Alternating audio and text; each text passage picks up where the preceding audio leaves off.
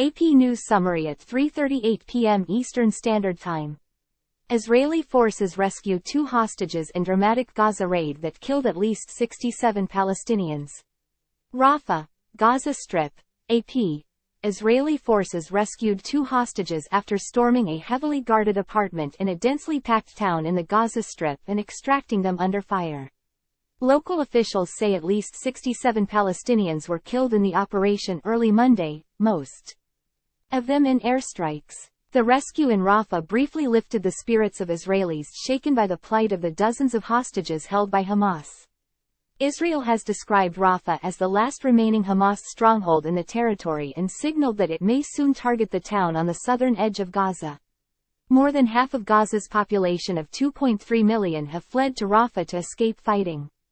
Elsewhere, Egypt is threatening to void its decades-old peace treaty with Israel. What does that mean? Jerusalem, AP. Egypt has threatened to void its decades-long peace treaty with Israel if it begins a large-scale offensive against Rafah, where some 1.4 million Palestinians are sheltering in densely packed tent camps on the border with Egypt. The landmark treaty took shape during the Camp David Accords, brokered by U.S. President Jimmy Carter.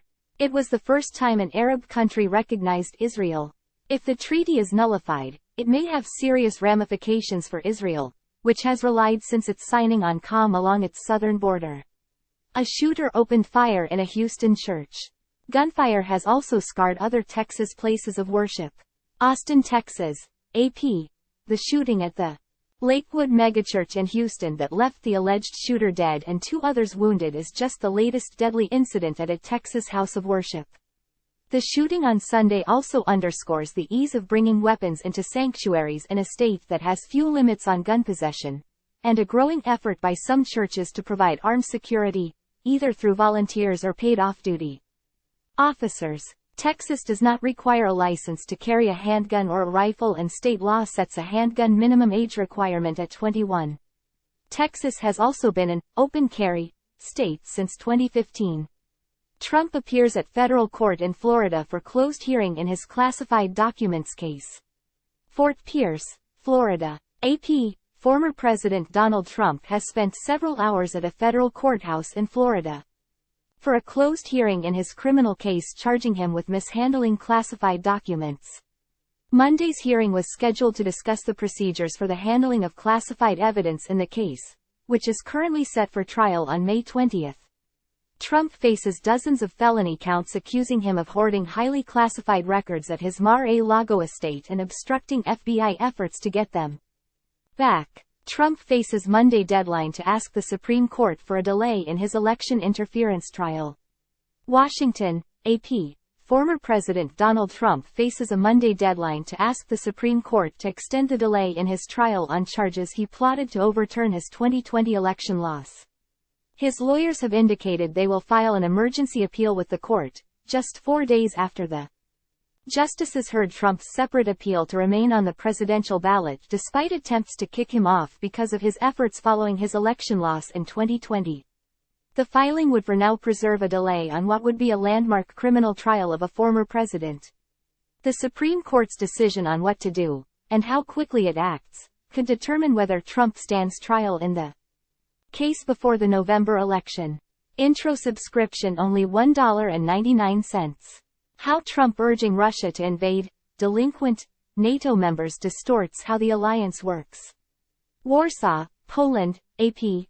Donald Trump says he once warned that he would allow Russia to do whatever it wants to NATO member nations that are delinquent in devoting 2% of their gross domestic product to defense.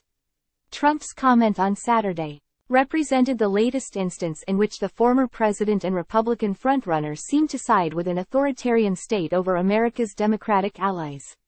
NATO members don't pay to belong and don't owe the organization anything other than contributions to a largely administrative fund. Trump's frequent complaint has been how much NATO countries put into their own military budgets. The 2% is a voluntary benchmark and no debt or delinquency is involved.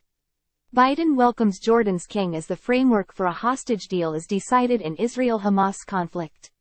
Washington, AP. President Joe Biden is hosting Jordan's King Abdullah II in Washington. The two leaders are expected to discuss the effort to free hostages in Gaza and growing concern over a possible Israeli military operation in the border city of Rafah. Monday's meeting is the first between the allies since 3 American troops were killed last month in a drone strike against a U.S. base in Jordan. Biden blamed Iran-backed militias for the fatalities, the first for the U.S. after months of strikes by such groups against American forces across the Middle East since the start of the Israel-Hamas war. On Super Bowl broadcast, He Gets Us ads featuring Jesus stand out for change of pace message. For the second year in a row, a religious Super Bowl ad campaign promised viewers that Jesus gets us. 2 commercials from Sunday night centered Jesus' message to love your neighbors, even across ideological divides. In one, people of different races, classes and gender expressions have their feet washed, including a woman outside a family planning clinic. Critics have noted the campaign's welcoming and progressive messages seem at odds with some of the campaign's Christian funders, who have also supported anti-LGBTQ+ and anti-abortion causes. The He Gets Us campaign is now under a new charitable organization, Come Near. It plans to advertise during the Paris Olympics, the NFL Draft, and the Republican and Democratic conventions. Post-Roe v. Wade, more patients rely on early prenatal testing as states toughen abortion laws. Washington, AP.